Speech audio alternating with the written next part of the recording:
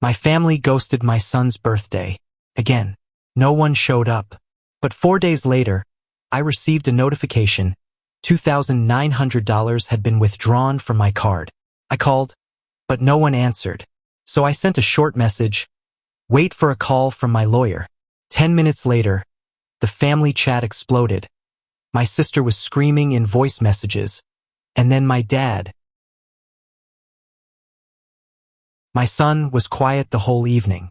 He kept glancing at the gate, expecting someone to walk through it. His cousins maybe, or at least his grandparents. He asked me a few times if I thought they were stuck in traffic. I didn't have the heart to tell him they weren't coming.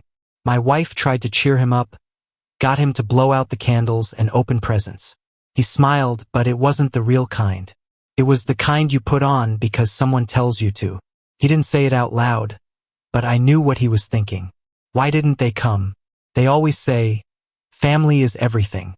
When they want something from me, but when it's about him, suddenly they're too busy.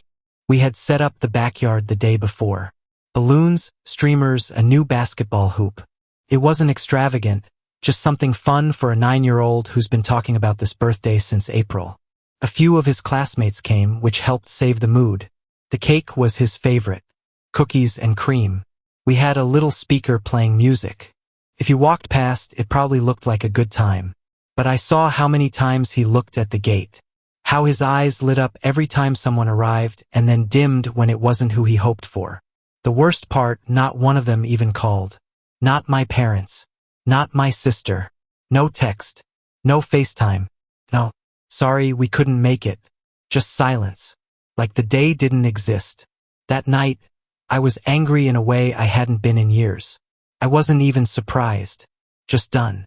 I went to our family group chat and typed, "Thanks for remembering your nephew/grandson's birthday.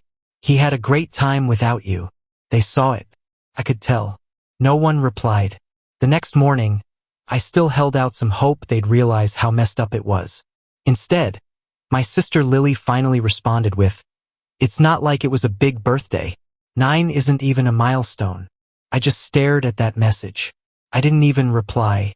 What do you say to someone who thinks a kid's happiness is based on whether the number has a 0 in it? And then, just when I thought I couldn't be more disgusted, the real hit came. Thursday afternoon, I got a notification on my phone. $2,900 withdrawn from my checking account. Not a hold. The money was gone. At first, I thought it was fraud. But when I opened the details and saw where it came from, I felt like an idiot. A week before the party, my dad had called me. Said their plumbing had completely failed and they needed emergency repairs. Said the plumber needed to be paid the same day. I was already stressed, juggling party stuff and work, but he caught me at the right moment. He said it would cost around $600. I told him I'd cover it just temporarily until they sorted it out. I gave him my card and then between everything else going on, I forgot to ask for it back. That was on me. But what they did with it, that was on them. I called my dad. No answer. Called again. Nothing. Tried Lily. Nothing. I messaged the group. No response. They went completely dark. So I sent one last message. It was short. Wait for a call from my lawyer. Exactly 10 minutes later, all hell broke loose. Voice messages started flooding in from Lily, freaking out, making it sound like I had crossed the line. My dad started calling my cell over and over. Then my mom finally texted me directly. "Don't do anything crazy. We were going to explain." Explain what? 2 hours later, my dad showed up at my door holding my card like a peace offering. No apology, no remorse. Just said they decided last minute to go to the Keys with their friends. Said they deserved a break and figured they'd just use the card now and deal with it later. He actually told me he thought I'd understand. I stood in the doorway listening to this man try to justify stealing $2,900 from me 4 days after ignoring his grandson's birthday. Like this was normal. Like the problem wasn't what he did, but how I was reacting. I took the card and told him we'd talk later. But there wasn't going to be a later. Something in me had shifted. I wasn't going to play the role they wrote for me anymore. The reliable one, the one who covers rent, fixes things, babysits their mistakes. They made their choice. Now it was my turn. After my dad handed me the card like that alone would settle things, he didn't even look embarrassed. He just stood there and said they'd booked a last-minute trip to the Keys with some friends and figured it was easier to use my card than deal with banks and credit limits. Said they were planning to tell me once they got back. And the worst part, he said it like I should be understanding. Like this wasn't the first time. He actually said, "We needed it more than you did." I shut the door without replying. I didn't trust myself to say anything that wouldn't make things worse. That night, I stared at the ceiling until 3 o'clock in the morning. I thought about my son waiting by the gate. I thought about how they could ignore his birthday like it was nothing, then casually drain my account for a vacation. I thought about every other time I covered for them. Bills, repairs, emergencies, groceries, it all added up. Still, the next day I gave them a chance. I messaged the family chat again, kept it simple. I said I wanted the money returned by the end of the week. No threats, no accusations, just you spent $2,900 that wasn't yours. I expect it back by Friday. Lily read the message and said nothing. My mom replied later that night saying, "We'll work something out after the trip. It's been a hard year, Nathan. We're not in a good place financially." They weren't in a good place financially. They were in the Keys. That same month, they had asked me to help them with new kitchen appliances. I bought them a new dishwasher and stove, $600 out of my pocket. They promised to pay me back, of course. That promise was now sitting somewhere in the sand next to a margarita. The more I thought about it, the clearer it became. They never had any intention of paying me back.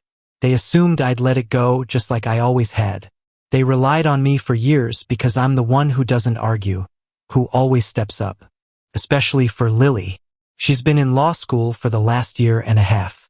And I've been paying her rent the entire time, $750 every month, because Mom and Dad said she needed to focus on her studies because she's doing something important because I could handle it. So I called the landlord that morning and told him Lily would be responsible for the full rent starting next month. He sounded surprised but didn't push it. Said he'd let her know. Then I dropped a message in the family chat. I'm no longer covering Lily's rent. She can speak with Mom and Dad if she needs help. Nothing for the first hour. Then Lily called. I didn't answer. Then came the messages. My mom said I was being cruel. Said I was punishing my sister for something she didn't do. Said I was hurting my own family to make a point. But I wasn't punishing anyone.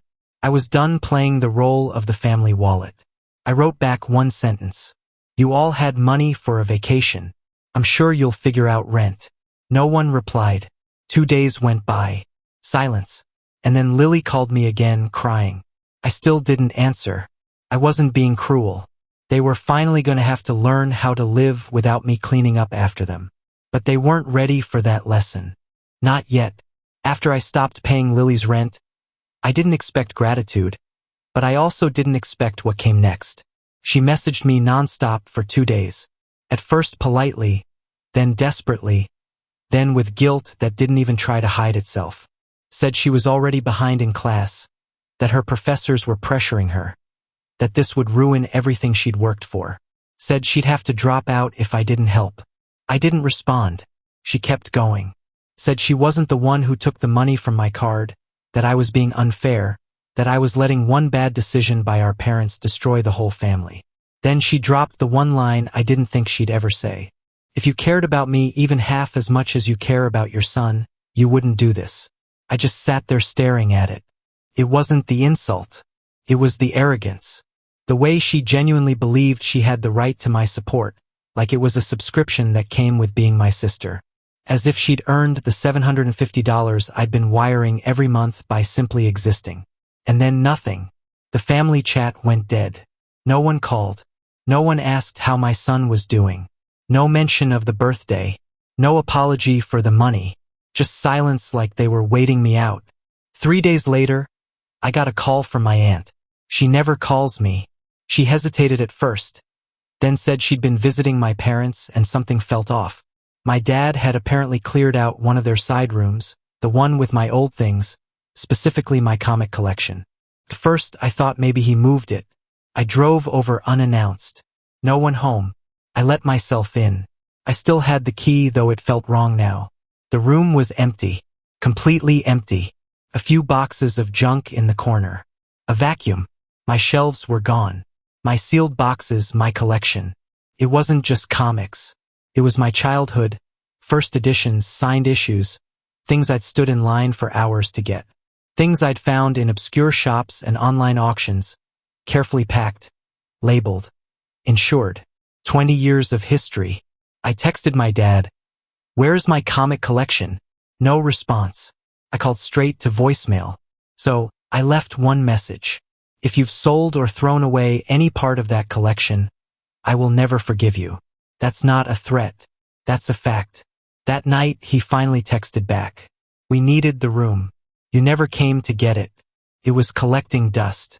Don't be dramatic." I stared at the screen, waiting for a second message. Maybe a "just kidding" or "don't worry.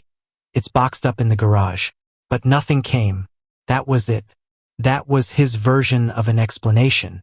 He knew what it was worth financially, sure, but more than that, he knew it was mine, that I trusted him with it, that it was one of the few things from my past I still cared about. And he threw it out, or worse, to punish me over rent. They wanted to hurt me because I stopped covering for them, because I finally said no. So, they took something I loved quietly behind my back. They'd never seen me angry before. Not really, but they were about to, because there was still one thing they were using that belonged to me. My car. And it was about to be theirs no longer. After I realized my comic collection was gone, something inside me went completely still. I didn't rage, didn't scream, didn't start some dramatic family blow-up. I just stopped feeling anything toward them. That's probably when it all became real. Not when they stole the money, not when they ignored my son's birthday, but when they went into that room and erased 20 years of my life without even telling me. I didn't need confirmation. My dad's message made it clear. We needed the room. Don't be dramatic. They didn't sell it to survive. They didn't accidentally donate a box or misplace it. They just decided it didn't matter, that I didn't matter. What they didn't know was they made their final move. There was one last thing they still had of mine, the SUV. My old but well-maintained vehicle I'd loaned to my dad over a year ago when his broke down. He asked me if he could use it for just a few months. Told me it would only be until he could buy something used. Of course, those few months turned into over a year. He basically claimed it like it was his own. Parked it in their driveway, changed the address on the insurance docs to theirs, treated it like his personal vehicle, but I never signed over the title, and now I was done playing nice. The next morning, I pulled every document I had from the file cabinet. Title, insurance, original registration, all of it still had my name on it. I called the DMV, got everything transferred back into my current address, called the insurance company, made sure they knew he was no longer a listed driver. Then I arranged for a tow service to be on standby, and I drove over to their house. I didn't text ahead. I didn't knock when I got there. I just walked to the car, unlocked it with the spare key I'd never given them, and started moving stuff out of the back. My dad came outside halfway through holding a cup of coffee and looking like he thought this was a joke. He asked what I was doing. I told him flatly, "Taking back my car. You've had it long enough." He laughed like I was being ridiculous. Said he needed it. Said I couldn't do this to him. Told me I was overreacting over a bunch of old books and birthday drama. I stopped what I was doing and looked at him. "No, I'm doing this because you took from me and didn't think twice. You let your grandson wait for you all day on his birthday. Then you used my card without asking. Then you destroyed something that actually mattered to me. You don't get to have my things anymore." He started raising his voice. Asked if I was really willing to throw away our relationship over this. I didn't reply. I just finished clearing out the car, got in, and drove off.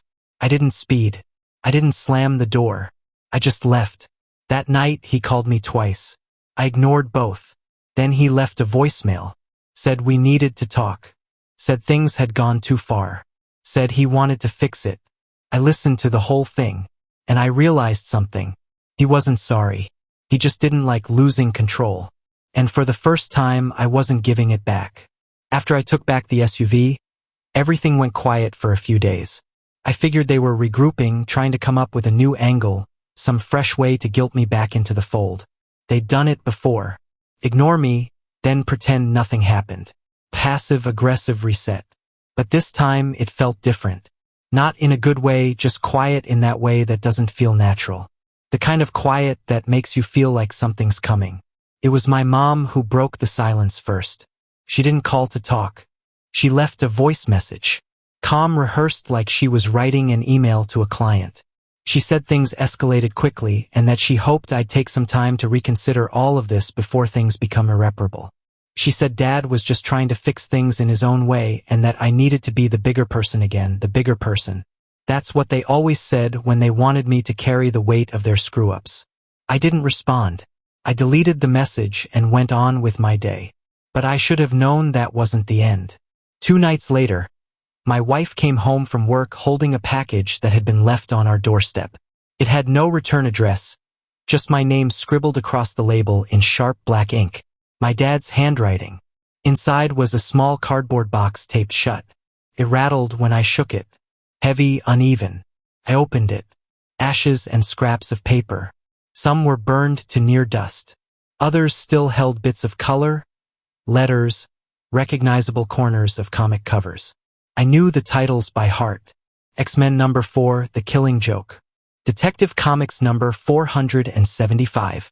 A rare Spider-Man crossover I won at auction in 2011. He'd taken whatever remained of my collection, what hadn't already been thrown out or given away, and burned it, cremated my past, and delivered it to my front door.